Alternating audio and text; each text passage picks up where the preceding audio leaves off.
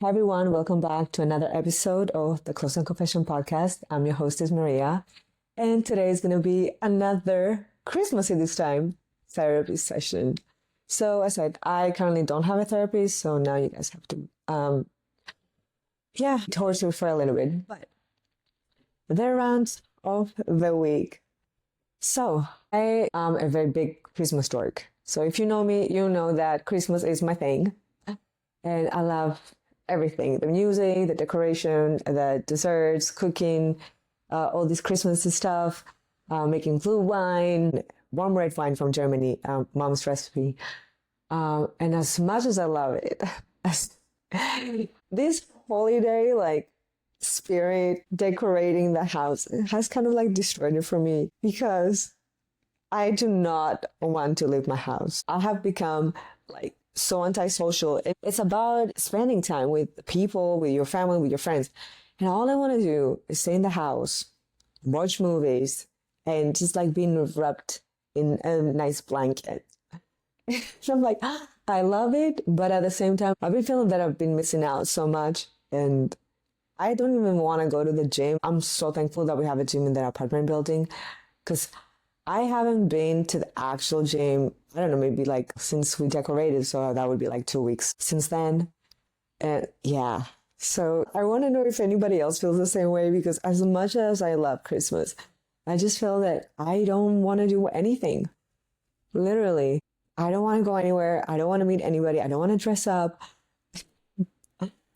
I do want to go to work, but if I didn't have to, I would just stay in, just looking at the tree, watching Christmas movies, and then feel bad about myself because all the Christmas movies about like, people meeting, like couples, romantic stuff, and yeah, reminding me that I'm single for another holiday season. Awesome. Anyways, this last week, it was very interesting. I work at this venue and we had a regular night on a Friday. So I go in, and unfortunately I was put with a bartender, male bartender, and that's important because I'm going to talk about gay and straight later on.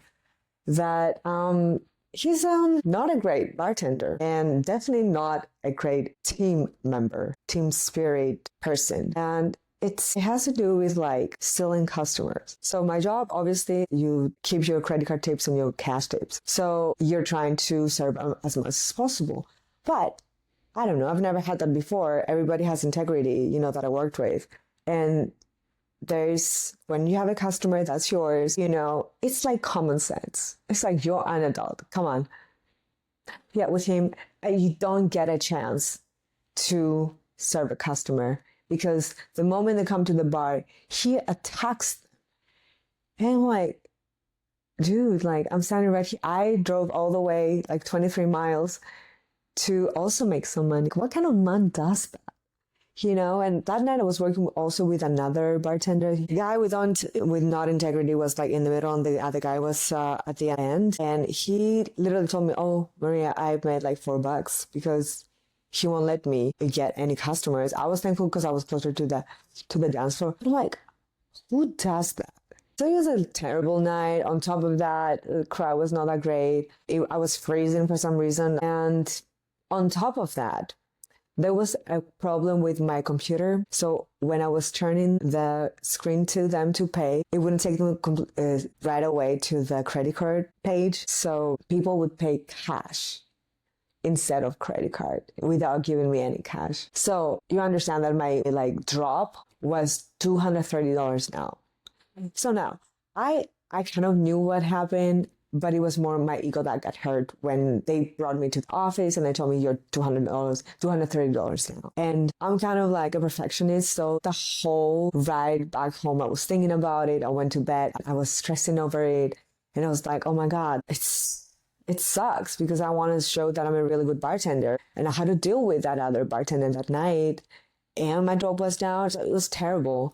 And the next day I'm like, oh, I don't know. I have to face my managers and I don't know what to say. Anyways, and then I got a text, don't come in tonight because problem with the drop. And I was like, oh my God, my fear got manifested. So anyways, I took full responsibility for it. I said it was totally my fault. I should have been more careful with this the page and everything. The reason why I talk about it, when you take the blame, when you take full responsibility, people, regardless of what you've done, will appreciate you. So when I got a text from my manager not to go in, I say, hey, I take full responsibility. I will pay for the money that I'm off, but I don't find it right not to come in today because I also, want to work. This is my job. So surprisingly enough, he appreciated my honesty and that I took the blame. And he's like, well, in that case, like, I don't know what to say. Yeah, I think you should come. So I actually ended up going to work after the whole thing. And it was an experience. I got hurt. Michael got hurt. It wasn't about the money. It was more about, I want to show you that I'm a really, really good bartender. And this whole thing and the other bartender being a dick just really destroyed it for me. So I was driving to work that Saturday night. It was a gay night. And I honestly didn't want to be there. I felt so uncomfortable, like having to face my managers and, also talk to the GM about what happened the night before. Anyway, so I wasn't very happy. And it was a gay night. I've said before that, I'm recently started believing more in God. And I also read the Bible, something that I haven't done before. And, I agree with most of it. And that I've believe that being gay is a sin. And I also believe that gossiping is a sin. It's not that I want to be against them or I had anything against them. But that night, I don't know. I don't know if I believe that sin anymore because it doesn't affect me. What does affect me, it's how people treat me. That night, I did not want to be there. I was really hurt from what happened.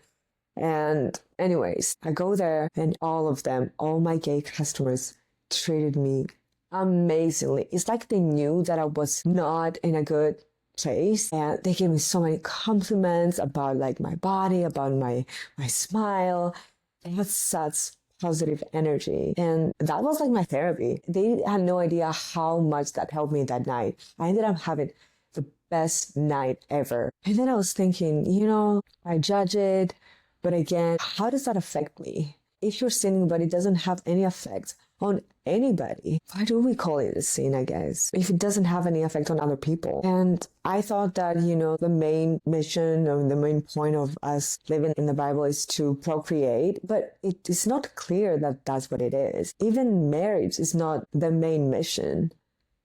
It's to create a relationship with God, to be a good person, yeah. But it's not just to get married to have kids. There are couples that they're married, they don't want to have kids, just like my sisters.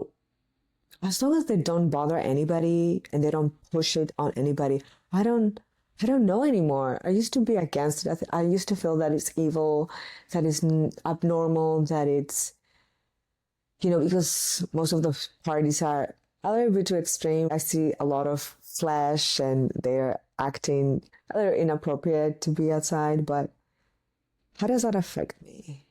So I'm really on the fence with that one. I don't know. Anyways, anything else? Since I'm confessing everything, maybe that would be it. I guess that's it for today. I'm also thinking of starting a channel cooking, low carb, low fat, low calorie foods. I already have a channel, but I haven't been really working on it. But yeah, maybe combine it like a morning show with having a guest, cooking, filming in the gym. That's some ideas I have in my head. Probably make them happen. Anyways, that would be all from me today. I hope you guys have an amazing week. Stay safe. I was going to forget again. Please subscribe, like, and comment. And now I will see you guys at the next one. Bye.